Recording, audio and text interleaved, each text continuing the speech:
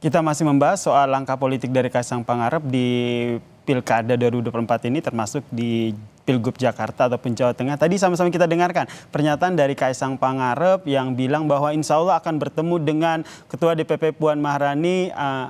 Ini langsung saya tanyakan nih ke Mbak Sheryl. Jadi kapan nih rencana pertemuan itu? Kayaknya agak sulit Tadi begitu udah, kalau seandainya Mbak Sheryl bilang saya nggak tahu begitu. tadi udah dijawab sama Mas Kaisang ya insya Allah gitu. Tapi yang jelas gini, dalam pekan ini kita akan ketemu satu parpol lagi, parpol besar juga gitu ya. PDIP berarti ya? Jadi memang Satu parpol besar saya itu belum ya? bisa jawab. Saya belum bisa jawab, tapi nanti pasti Oke. kita akan lempar rilis untuk teman-teman Mm-mm. media. Tapi yang jelas memang kita juga menyambut baik nih animo dari parpol-parpol gitu ya, yang senior-senior gitu. Mulai berdatangan undangan untuk datang saling menyambangi DPP begitu. Kalau di Mm-mm. level DKI begitu, di level provinsi kemarin persis dari DPW DKI PSI itu sudah bertemu dengan DPD Demokrat DKI ya. Jadi komunikasi memang terus dijalin ini untuk mencari chemistry dan ya memang pada akhirnya ketika kita bicara demokrasi, parpol ini kan sebuah kendaraan ya. Dan Ya. tentunya kita nggak bisa Mm-mm. berjalan sendiri, kita harus kerjasama gitu loh. Seperti apa sih kita mau bikin apa nih? Dan tentunya kalau cuma PSI aja kan kursi kita nggak cukup meskipun kita punya 8 kursi di DKI ya. Jadi Kursi kita nggak terus cukup untuk mengusung mengadakan Kaisang maju di Pilgub Jakarta begitu ya? ya tentunya 8 kursi kan nggak cukup, tapi yang jelas 8 kursi Oke. itu untuk sebuah partai yang berumur baby, Mm-mm. berumur seumur jagung gitu ya. Ini suatu pencapaian luar biasa menurut saya. Oke, saya ke Mas Toto. Mas Toto, jadi Ya, menurut Mas Toto nanti akan bermuara seperti apa nih? Kalau kita lihat kan ini bisa dikatakan nih all out banget nih. Kaisang silaturahmi ke sejumlah partai politik. Ini secara tidak langsung bisa mematahkan apa yang tadi disampaikan oleh Mas Toto begitu. Bahwa Kaisang tidak layak maju ke Pilgub. saya tidak mengatakan tidak layak. Sayang Tapi, malah kalau Kaisang, seorang ketua umum Partai Nasional, lalu hanya menjadi gubernur, entah itu di Jateng atau di DKI. Makanya kalau apa yang tadi Mas Yasir sebutkan, mm-mm. itu kan fungsi seorang ketua umum, melakukan komunikasi, Oke. lalu kemudian berdiri sejajar dengan Mm-mm. partai-partai lolos parliamentary threshold. Di situ Mas Kaisang bisa menunjukkan kapasitasnya, tidak sebagai karbitan seperti dikritik oleh banyak pihak, termasuk saya Mm-mm. misalnya.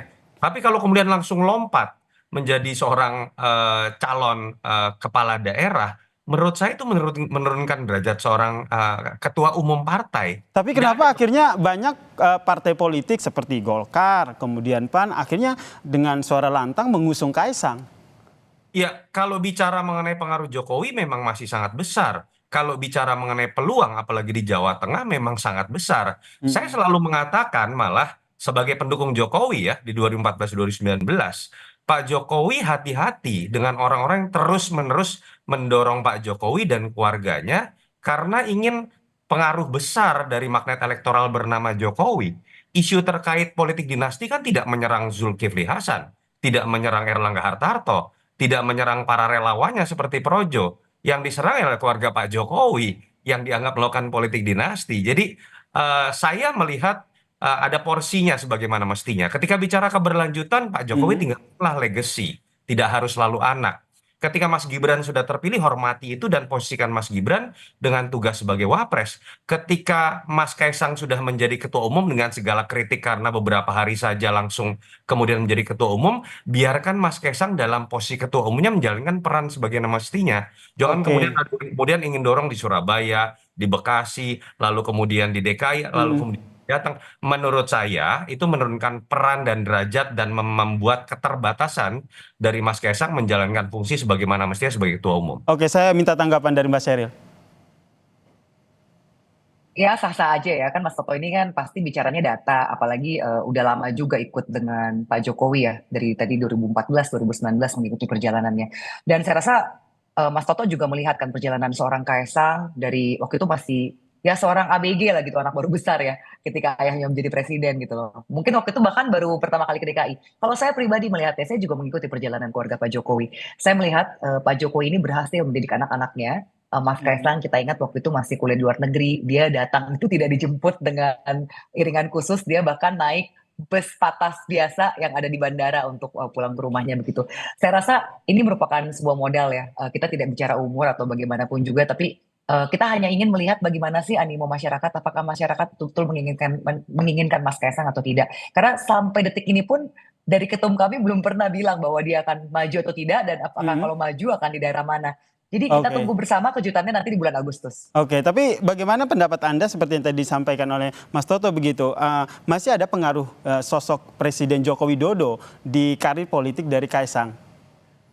Saya rasa nggak masalah ya, itu wajar-wajar saja karena Presiden Jokowi ini meskipun sudah tinggal hitungan bulan, hitungan jari begitu ya, bulan masa jabatan seorang presiden, tapi saya tidak melihat akan menjadi seorang lemdak gitu ya. Biasanya itu kan presiden di periode keduanya sudah mulai ditinggalkan oleh orang-orang yang bersekutu untuk mendukung dia karena orang sudah mulai merapat ke calon presiden berikutnya begitu yang sudah terpilih elected.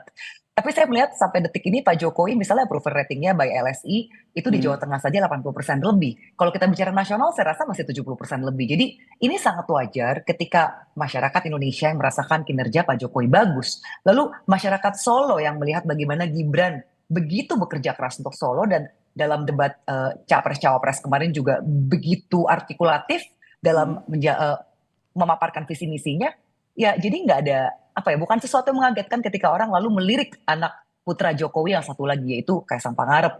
Tapi kita lihat bersama lah. Saya rasa masyarakat juga excited melihat bagaimana perkembangan dinamika politik apakah Kaisang akan maju atau tidak.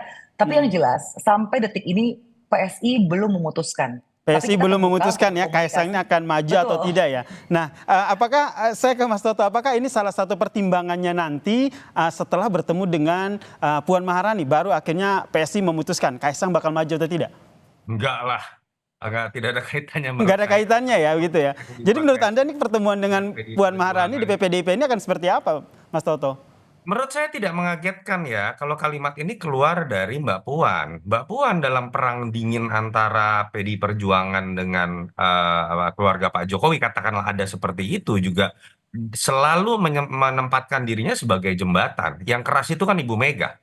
Jadi menurut saya tidak ada hal yang baru. Pertanyaannya adalah apakah silaturahmi ini bisa berbuah kepada sebuah kerjasama politik, apalagi termasuk pertanyaan mengenai PDI Perjuangan akan masuk misalnya ke dalam koalisi Prabowo Gibran, saya pikir tidak. Karena Mbak Puan memiliki peran penting, tapi pengambilan keputusan strategis sepertinya masih terpusat pada Ibu Mega. Tapi apapun itu menurut saya silaturahmi terlepas tidak akan berbuah pada keputusan politik, sesuatu yang harus dijalankan untuk mendinginkan tensi dan menimbulkan untuk menjawab banyak tafsir dari berbagai macam pihak. Jadi kita harus lihat ini tetap secara positif. Katakanlah kalau kemudian ada kerjasama politik, anggaplah sebagai sebuah bonus, walaupun terkaan saya tetap lebih mengarah kepada PDI Perjuangan akan mengambil sikap di luar Oke.